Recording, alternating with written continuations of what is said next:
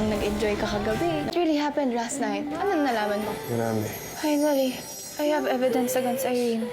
Paniwalang paniwala na si Irene sa mga pakulo ni Bingo, lalo na nga nang marinig niyang nag-break na sila ng GF niya kaya nagyaya ang binata na mag-inuman sila.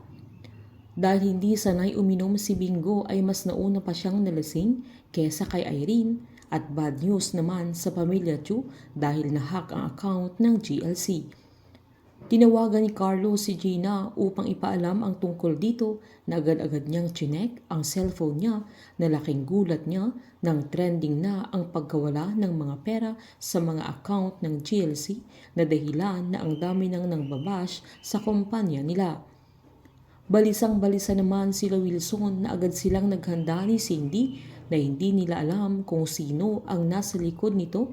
Nasakto namang narinig sila ni Bettina kaya pinaliwanag sa kanya ng mami niya na may emergency meeting sila sa opisina nila kaya sumama din ang dalaga. Habang para walang pakialam si Charleston na kahit tinig niya ang sinabi ng mama niya na humaharap sila sa bagong pagsubok sa kanilang negosyo. Alam nila Wilson na maaaring yun ang ikababagsak ng kumpanya nila kaya agad niyang tinawagan ang IT department at security nila para sa investigasyon. Sa kabilang banda naman ay tinawagan na ni Caroline si Jersey dahil hindi na sumasagot si Bingo sa mga tawag niya. Giniit naman ni Jersey na kung ang plano nila ay lasingin si Irene ay baliktad na ang nangyari dahil mas lasing na si Bingo.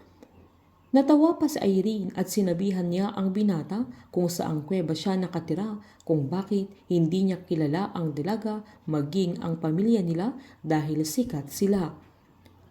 Nang natapunan naman ang alak ang dibdib ni Bingo ay mas nilapitan siya ni Irene na lumapit pa sa dibdib ng binata na nagawa pa niyang ihipan at sakto namang sinabihan ni Caroline si Jersey na buksan niya ang cam niya habang kinunan niya sila Bingo na nagkaharutan silang dalawa at lasing na ang binata. Nainis ang dalaga nang makita ang itsura nilang napaka-close na sinabihan pa niya si Bingo na ang sabi niya ay hindi siya umiinom pero halatang nag-e-enjoy siya habang kasama si Irene na agad niyang pinatay ang cellphone niya. Habang nilapitan naman ni Aling Pat ang tatay niya habang nagbabalat ng mangga na sinabihan niyang mag-ingat ang matanda dahil matalim ang kutsilyo niya at sinabing siya na lang ang gagawa. Tinanong naman siya ng matanda kung ano talaga ang pinunta niya sa bahay nila.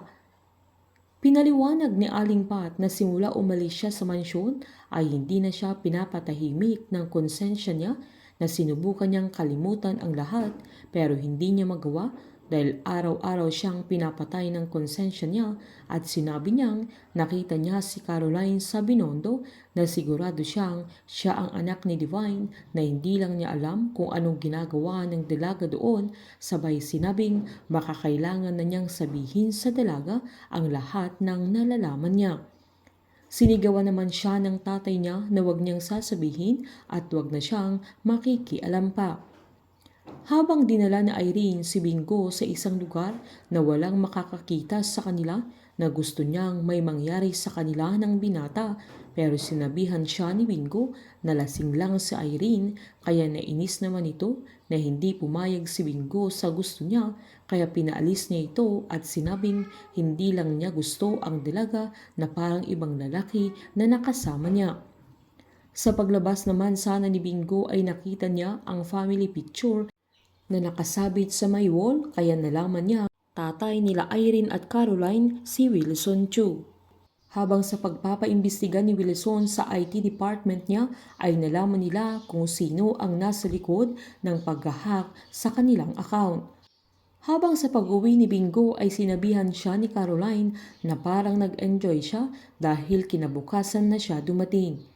Tinanong pa niya kung anong nalaman niya na agad inabot ng binata ang cellphone na Irene na sobrang saya ni Caroline dahil mapapatunay na nilang si Irene ang nagpakidnap sa kanya.